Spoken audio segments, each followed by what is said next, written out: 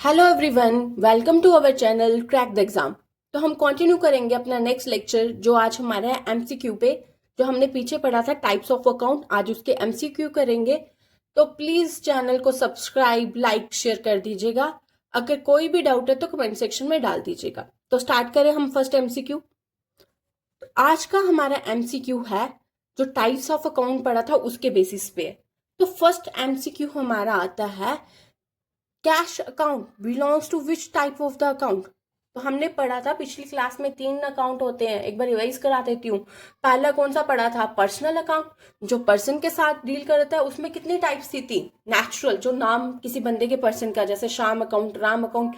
फिर दूसरा क्या पढ़ा था हमने? आर्टिफिशियल, कोई लॉ या ऑर्गेनाइजेशन के द्वारा जो बनाया जाता है। और थर्ड हमने पढ़ा था रिप्रेजेंटेटिव, जिसका मैंने टैग वर्ड याद कराया था। या प्रीपेड हो वर्ड, या आउटस्टैंडिंग हो, या कोई चीज एडवांस में मिल गई हो। प्रीपेड का मतलब भी क्या होता है? एडवांस।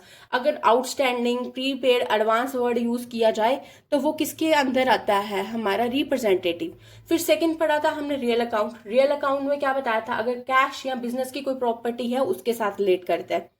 एसेट्स या फिर कोई कैश वगैरह, ये सब कुछ एसेट्स। कैश भी हमारा क्या? एसेट्स।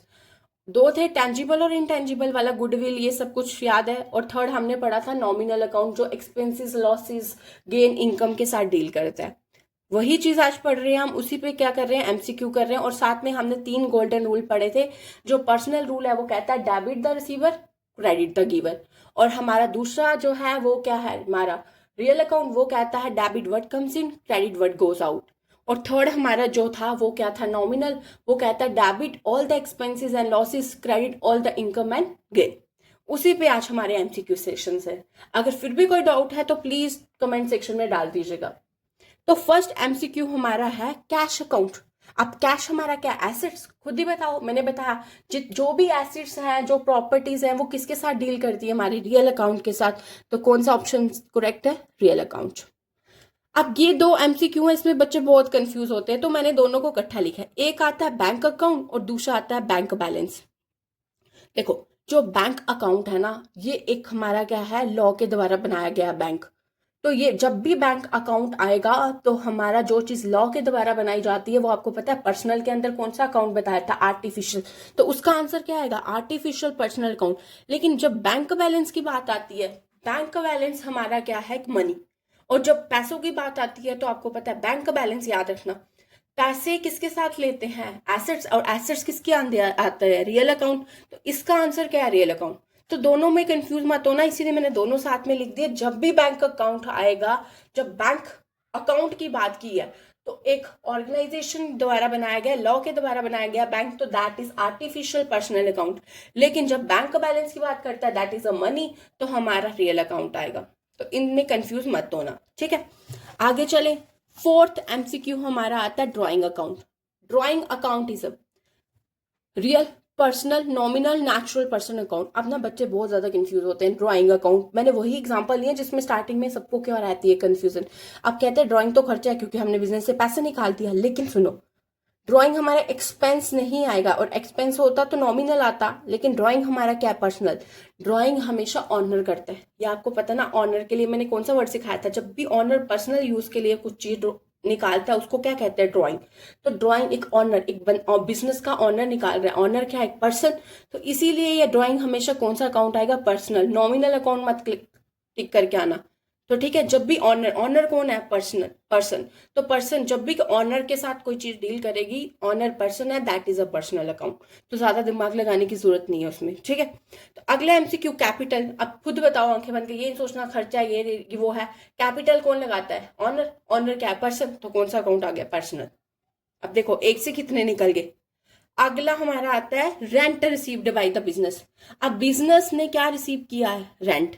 तो बिजनेस के लिए वो खर्चा है? नहीं, क्योंकि वो तो रिसीव किया बिजनेस ने। उसके लिए लाइबिलिटी उसको देनी है? नहीं। उसके लिए इनकम है या एसेट्स है? एसेट तो नहीं है। वो क्या है बिजनेस के लिए? बिजनेस ने क्या रिसीव किया? पैसा। तो वो क्या बिजनेस के लिए? इनकम। क्या है वो बिजनेस के लिए? इनकम, ठीक है। अगला एमसीक्यू चलते हैं हम। सेवंथ एमसीक्यू हमारे पास आता है कैपिटल इंट्रोड्यूस बाय ऑनर। जो कैपिटल लगा रहा है, अभी मैंने आपको बताया कैपिटल कौन लगाता है, ऑनर। तो ऑनर लगा रहे हैं तो कौन सा अकाउंट, पर्सनल। लेकिन वो कौन से अकाउंट अफेक्ट करता है, कौन कौन से अकाउंट को अफेक्ट बोल रहा है, ये नहीं बोल रहा है कौन सा अकाउंट है। पर्सनल तो आपने पढ़ा पढ़ा। देखो अब कैपिटल लगा रहा है, वो यहाँ एसेट्स की फॉर्म में लगाएगा या किसी और की फॉर्म में लगाता है, यही पढ़ा ना हमने, कैपिटल या कैश या कोई और एसेट्स लगाएगा, तो वो किसके अंदर आता है, रियल अकाउंट।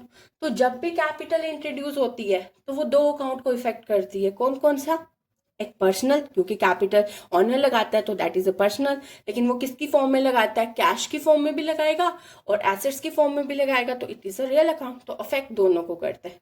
तो अगर पूछे कि कैपिटल कौन सा अकाउंट है तो पर्सनल पे जाना, अगर पूछे क्या इफेक्ट करता है तो ये बताना। फिर भी कोई डाउट होगा तो पूछ लेना।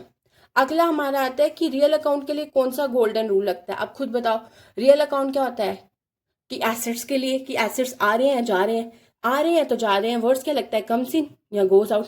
तो रूल क्या है, debit what comes in, credit what goes out. अगला एमसीक्यू हमारे पास है, which account record expenses and losses. तो अभी मैंने स्टार्टिंग में ही बताया, लॉसेस और एक्सपेंस हो तो वो कौन सा अकाउंट रिकॉर्ड करता है, दैट इज नॉमिनल अकाउंट। तो कौन सा अकाउंट रिकॉर्ड करता है, नॉमिनल। अगला हमारा आता है आउटस्टैंडिंग सैलरी। कौन सी, आउटस्टैंडिंग सैलरी। मैंने टैग वर्ड सिखाया, जब भी रिप्रेजेंटेटिव वर्ड रिप्रेजेंटेटिव वाला आता है ना, रिप्रेजेंटेटिव पर्सनल अकाउंट, या उसमें आउटस्टैंडिंग वर्ड आएगा या फिर प्रीपेड आएगा या फिर एडवांस आएगा, तीन वर्ड आएंगे तो याद रखना। तो आपको दिख गया आउटस्टैंडिंग है तो किसको टिक मारो, रिप्रेजेंटेटिव को। ठीक है, आगे एमसीक्यू है, which of the following is a nominal account. और मैंने बताया नॉमिनल किसके साथ डील करता है, खर्चे के साथ। तो बिल्डिंग हमारा एसेट्स है तो रियल अकाउंट, बैंक हमारा क्या है, रियल पर्सनल अकाउंट, यह भी पढ़ा। सैलरी हमारी क्या है, खर्चा हमने देनी है तो क्या है, नॉमिनल अकाउंट। और कैपिटल हमारा कौन सा है, पर्सनल अकाउंट। तो option number C, salary is the correct option. अब 12th एमसीक्यू आता है कि फर्नीचर अकाउंट किसके अंदर आता है। तो फर्नीचर हमारा क्या, एसेट्स, एसेट किसके अंदर आता है, रियल अकाउंट। तो इसमें कोई कंफ्यूजन नहीं होनी चाहिए।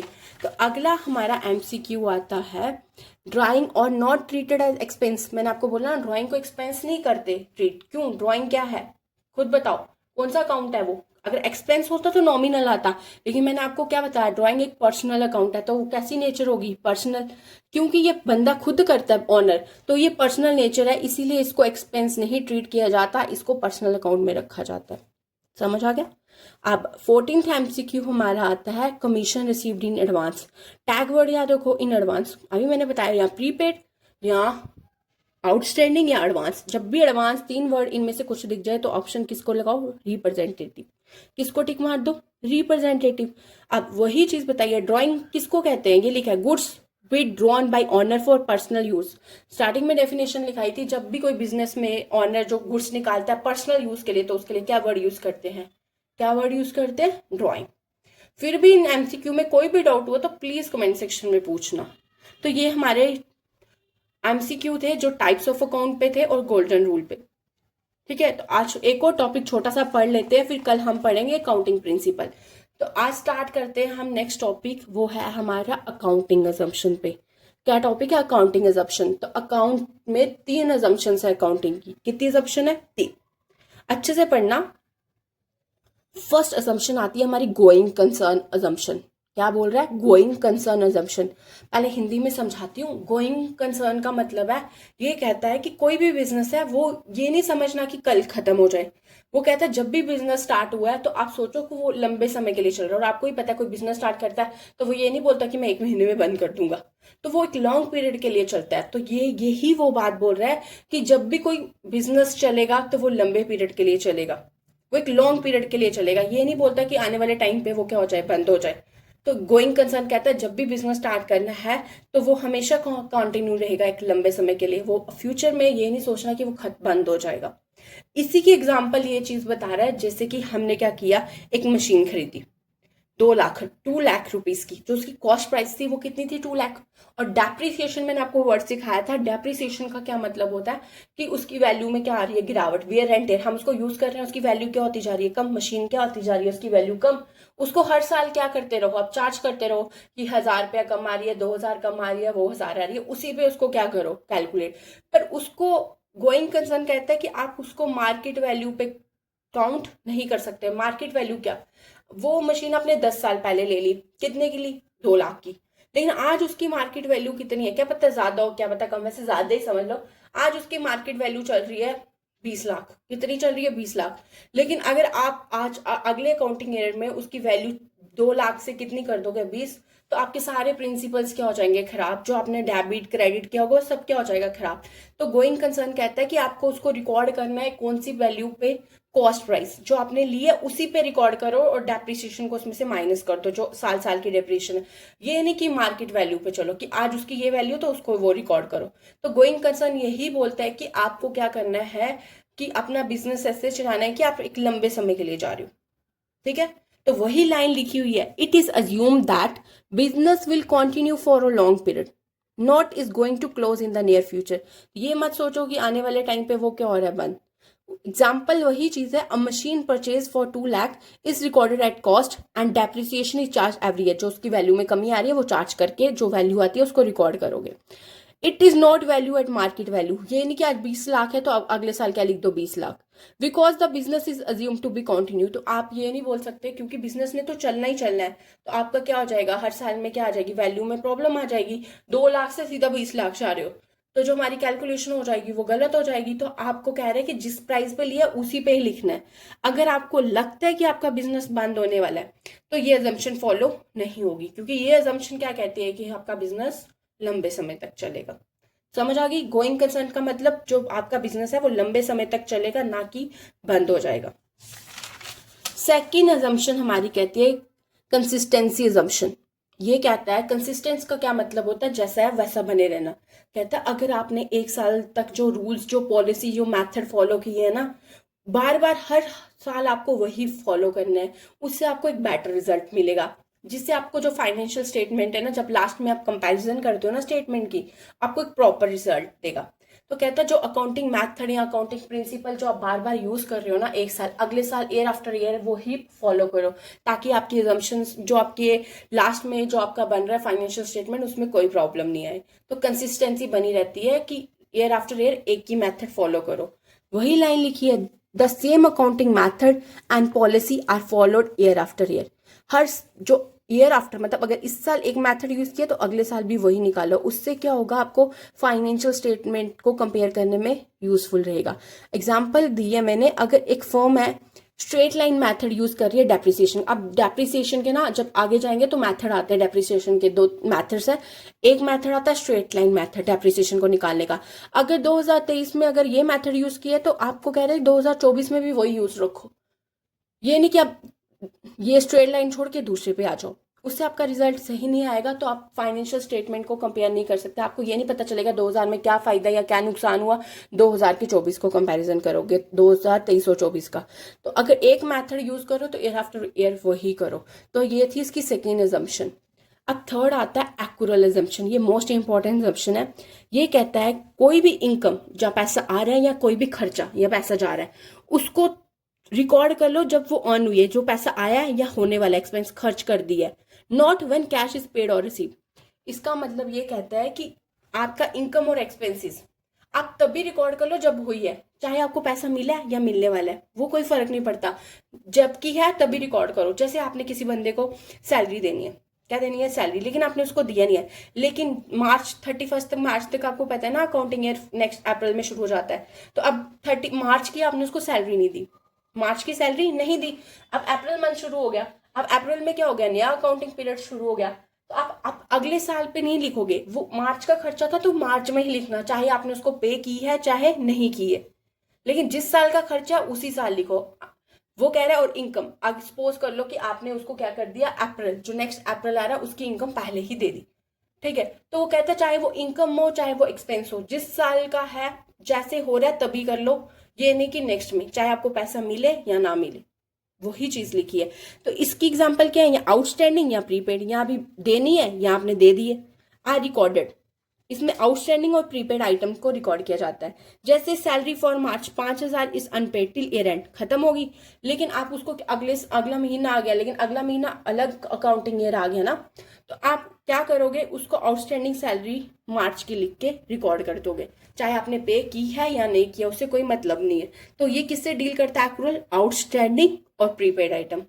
तो 3 चीजें पढ़ी, 3 अजम्पशन पढ़ी। फर्स्ट कहता है गोइंग कंसर्न, ये मत सोचो कि बिजनेस खत्म होने वाला है। तो कहता है गोइंग कंसर्न कहता है कि जो बिजनेस है बहुत लंबे समय तक चलेगा। इसी पे बेस्ड है कि कभी भी कोई चीज की वैल्यू निकालनी हो तो आपको कॉस्ट प्राइस पे निकालनी है और इंक्लूडेड डेप्रिसिएशन को चार्ज करके, ना कि प्राइस को, मार्केट प्राइस को। सेकंड हमने पढ़ा कंसिस्टेंसी। कंसिस्टेंसी कहता है जो मेथड एक साल यूज किया, ईयर आफ्टर ईयर वही यूज करो, ताकि एक कंसिस्टेंसी बनी रहे और आपको जो लास्ट में फाइनेंशियल स्टेटमेंट है उसका कंपैरिजन करना क्या रह जाए, आसान। थर्ड आता है एक्यूरल। एक्यूरल बोलता है कि आप क्या करो, कोई भी इनकम आ रही है या कोई भी एक्सपेंस जिस साल का है या जिस महीने का, उसी में रिकॉर्ड करो। ये नहीं कि आप वेट करो अगले साल करेंगे, चाहे आपको उसका पैसा मिला है या ना मिला है, जिस साल का खर्चा है या जिस साल की इनकम है उसी में रिकॉर्ड करो। जैसे कि मार्च की सैलरी थी 5,000, अगला अकाउंटिंग ईयर स्टार्ट हो जाएगा तो आपने उसको अप्रैल में सैलरी दी, तो आप अप्रैल में मत पे लिखना, आप किस में लिखोगे, मार्च में, क्योंकि खर्चा तो उसी अकाउंटिंग ईयर का था ना, तो आपने उसको तो पे नहीं किया। तो इसीलिए कह रहा है कि जिस साल का खर्चा उसी में लिखो, वेदर पेड और नॉट। तो एग्जाम्पल इसमें कौन सी आती है, आउटस्टैंडिंग या प्रीपेड, आपने पहले ही दे दिया है, तो जो चीज है वो उसी में लिख दो। ठीक है, समझ आ गया? अगर कोई भी डाउट है तो प्लीज कमेंट सेक्शन में पूछ दीजिए। कल हम स्टार्ट करेंगे अपना next, that is accounting principle. Thank you everyone for watching.